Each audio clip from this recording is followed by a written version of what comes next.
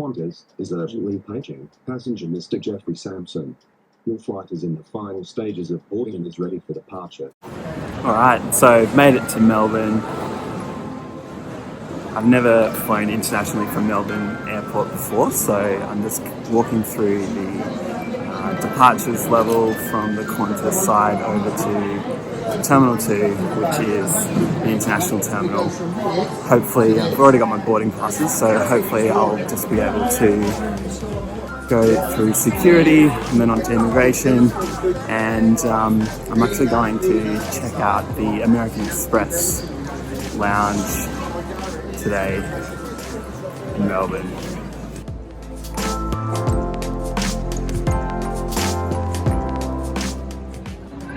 So I've just spent some time in the American Express lounge, but I actually snuck over to the Plaza Premium side of the lounge. They're connected, they share a common set of bathrooms, and you can sort of just sneak your way in and out of the two, I guess. The Plaza Premium lounge definitely had a bit better view, and I liked the look and feel slightly more than the American Express lounge, but both offered essentially the same menu, same drink selection, same fresh coffee, and so on. Pretty nice place, nothing fancy, nothing too special. Definitely a step below the airline lounges, so the Qantas business lounges, the Emirates lounge, the Cathay Pacific lounge, and the Singapore Airlines lounge, and the Air New Zealand lounge for that matter in Melbourne as well. Definitely a step down from those, but still adequate to spend some time before getting ready to fly, particularly if you don't have lounge access or status with those particular airlines. As you can see behind me, this is the Airbus A380 Sir Charles Kingsford Smith, which will take me from Melbourne to Singapore. I'm going to be sitting on the upper deck, right down the back, but in economy class, and these seats are definitely better than the lower deck economy class in my opinion. I've never flown in one, but from what I've seen and from what I've heard, they offer more comfort with side bins and a unique view as well, obviously being higher up and right down the back of the aircraft. So looking forward to it.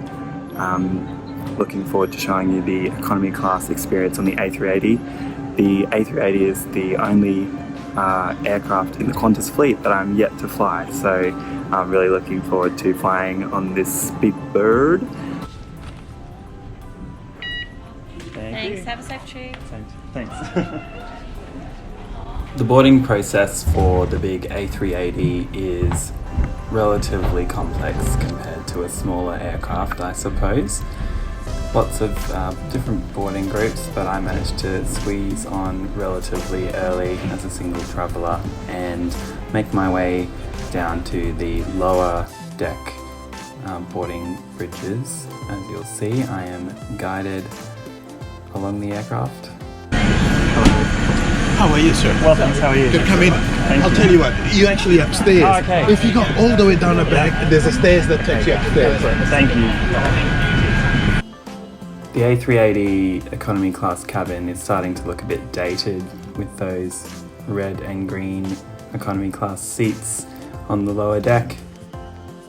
As you'll see later on in the video, the entertainment screens are also definitely in the old generation and require an upgrade.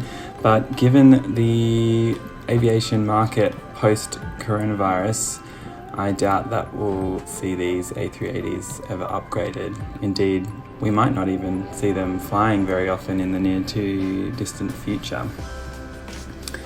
But alas, anyway, up on the upper deck, the back end of the upper deck, you'll see this small little economy class cabin. I was seated on the right side at the window on purpose. I deliberately chose this seat, and as you can see, my footwell was slightly obstructed by the entertainment unit box on the left side of my feet, but still reasonably adequate foot room, but not ideal, I must say. Reasonable knee room, and as you can see, the old style screen in front of me with the tray table.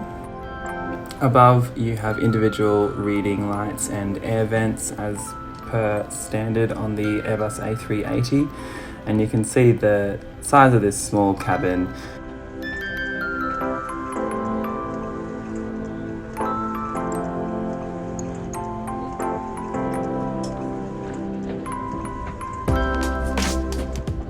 So having a closer look at the seat itself, we've got the tray table in front, which is not the most clean I've seen, but does slide forwards and backwards to allow for adjustment of your position. Otherwise, you have the seat recline control in the armrest, as well as the headphone jack, which is a 3-pin as per Qantas International. I'm trying to demonstrate here the amount of seat recline in this last row of the economy class cabin on the upper deck. Not very well, I might add, but you can see that there's a decent amount of recline with no passengers behind you. There's also a USB port in the armrest and an old school phone port, which I don't know if anyone would ever use. At the footwell, there is a retractable elastic footrest with mesh netting, certainly pretty small for the size of my feet, but might be useful for some. On the seat back pocket, there is a smaller pocket followed by a larger pocket with the in-flight literature, including the safety procedures, a vomit bag, and the Qantas in-flight magazine. Now, the really good perk of this seat, particularly on the window side and this part of the upper deck, is these side window storage bins, which obviously provide really convenient and easy access to store all of your in-flight belongings. I've got my passport case here, and later on in the flight I stored my camera gear and my Bose noise cancelling headphones in there as well, and you can put the pillow and blanket if you so desire. In spirit of Australia. Wherever your journey takes you today, arriving safely is our first priority. Pillows were distributed at each seat along with the blanket, and before takeoff also the menus were distributed to the economy class cabin as well. And as you can see, a few options for the main meal after takeoff, as well as some mid-flight snacks and prior to arrival small meal as well. Of course, you get the standard international drinks menu as well. And as we hear the A380 giant engine spool up on a beautiful day in Melbourne, we are ready to fly.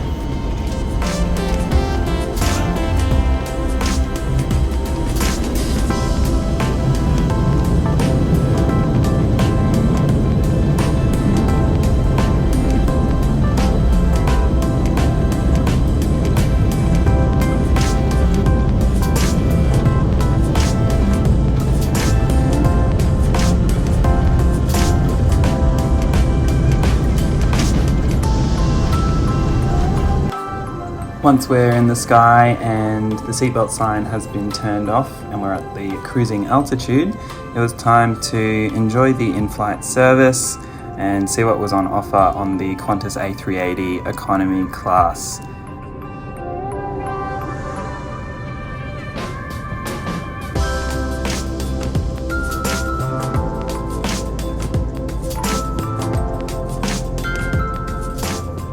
Shortly after takeoff, lunch was served and I opted for the cold main meal, which was a chicken salad, as you can see, served with some focaccia bread and a citrus matcha cheesecake.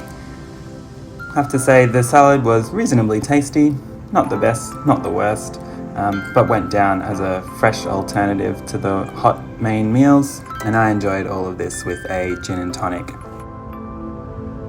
So let's have a look at the entertainment system. As you can see on this 10-year-old aircraft at the time of flying, these entertainment systems are the original models from delivery. So certainly showing their age now. As you can see, the screen is small. It is low resolution, and whilst it's touchscreen, it is very, very slow to respond, and it does require sort of that fingernail press or a very hard press with the soft part of your finger to allow you to interact with the screen. The flight path is, again, very old school, but is there nonetheless. And whilst I was on board, I enjoyed a movie for the first time. I had never seen Rocket Man and thoroughly enjoyed it. What an interesting life from a very interesting man. Later on the flight, an obligatory demonstration of the bathrooms in the upper deck. And I have to say, I did not take any further footage throughout the flight for a number of reasons. Mostly probably I fell asleep as I was quite tired from my morning of travel, but managed to score this awesome side-by-side landing of an ANA Boeing 787 landing into Changi alongside us, which was really cool.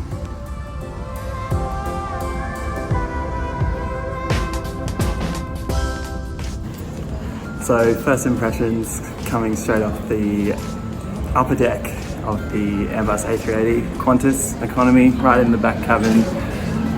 So good, really good. Some people watching my videos have quite rightly said that I'm not particularly critical of my flights, and I think that's reasonable. I really do enjoy flying, and just the whole experience and trying new airlines and new aircraft is really exciting to me. And whilst I said it was a great experience, of course no flight is absolutely perfect, but I arrived safely, I was fed, and I enjoyed the experience overall. So thank you for coming along with me today. If you have any questions or feedback that you'd like to provide me, please feel free to do that in the comments. I don't take any offense from any constructive feedback, and I just generally don't reply to nasty comments, but appreciate it nonetheless. Thanks again for watching. Stay safe in these crazy times, and hopefully see you in the skies soon.